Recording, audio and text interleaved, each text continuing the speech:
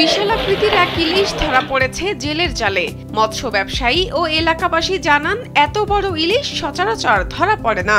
কেনার সামর্থ্য না থাকলেও মাছটি দেখতে অনেকেই ভিড় জমান আড়তে। সাধারণ মানুষ এই মাছটা দেখতে আসছে এখানে। সচরাচর এরকম মাছ দেখা যায় না। এই 2 কেজি 2.5 কেজির যে এই ওজনের ইলিশটা। 19 তারিখ বিকেলে পটুয়াখালীর কুয়াকাটার আশাখালীর মোহনায় গিয়াসউদ্দিন নামের এক জেলের জালে মাছটি ধরা পড়ে। 20 তারিখ সকালে মাছটি আশাখালীর মেসার্স হামিম ফিশে নিয়ে আসা হয়। সেখানে দেখা যায় এর ওজন 2 কেজি 100 গ্রাম। স্যান্ডেলিনা সো, রূপচর্চায় আভিজাত্য।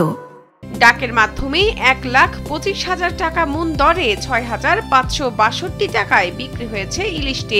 ইলিয়াস হোসেন নামের এক মৎস্য ব্যবসায়ী মাছটি কিনে নেন। তিনি মাছটি ঢাকায় পাঠাবেন বলে জানান। সেই মাছটির ওয়েট 2 কেজি 100 গ্রাম। তার মন হিসাবে ডাকে বেচা কিনা করি আমি। সেখানে ডাক ওঠে 1,25,000 টাকা, কেজি পড়ে 3,125 টাকা। কুয়াকাটা সংলগ্ন বঙ্গোপসাগরে প্রায় বড় বড় মাছ ধরা পড়ছে বলে জানান কলাপাড়া উপজেলা সিনিয়র মৎস্য কর্মকর্তা অপু সাহা। মাছ ধরার নিষেধাজ্ঞা সঠিকভাবে পালন করায় বড় মাছ ধরা পড়ছে বলে মনে করেন তিনি। সময় আমরা লক্ষ্য করছি আমাদের কুয়াকাটা সংলগ্ন বঙ্গোপসাগরে অনেক বড় বড় সাইজের বিভিন্ন প্রকারের মাছ আমাদের জেলেতে জালে উঠে আসছে। সাম্প্রতিক সময় একটি 2.5 কেজি সাইজের ইলিশ মাছ আমাদের জেলেতে জালে উঠছে।